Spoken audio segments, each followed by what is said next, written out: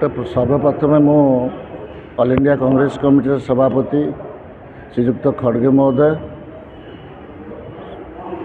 UPA अध्यक्ष सोनिया गांधी, राहुल गांधी जी,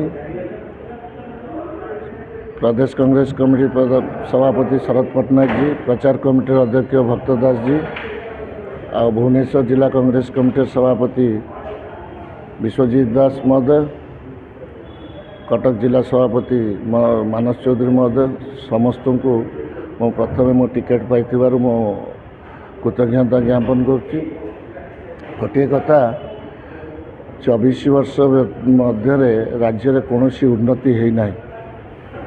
10 वर्ष धरी केन्द्र में जो सब कार्यक्रम कर कांग्रेस कार्यक्रम को हाईजैक कर ना प्रचारित कर सब कांग्रेस अवदान टंकिकिया चाउल ठू आरंभ करी जन्म टू मृत्यु पर्यटन जो जेतक कार्यक्रम सब कांग्रेस अवदान, यूपीए गवर्नमेंट अवदान। यूपीए गवर्नमेंट समय तेल लिटर पेट्रोल लिटर 70 टंकार 140-145 टंकार किणी 70 टंकार दौले लोक मानू, किंतु एबे 80 टंका 90 टंकार किणी 80 टंकार किणी 100 टंकार ऊर्ध्वर पेट्रोल बिकुंट। दरदाम आकाश छुआ है।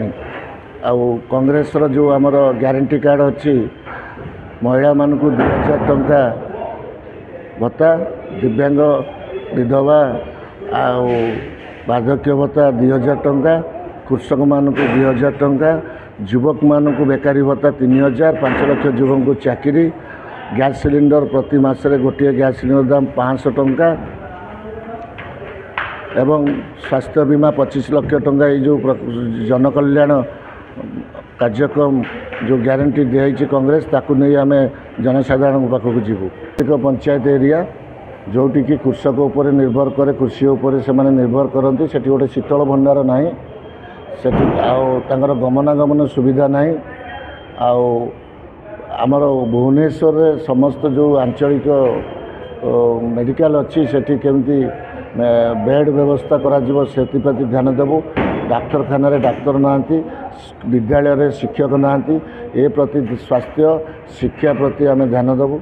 24 वर्ष एपर्यंत से गोटे शिल्प कले, छुंची फैक्ट्री भी करें ना। पोस्को दान करता कांग्रेस, पोस्को को मैंने जगह दे पारे नहीं। लक्ष्मी चौड़ा भाया जगह खंडे दे पारे ना, पोस्को होते आज ओडिशा सुनार ओडिशा होता। आने कौन कार्यक्रम करना।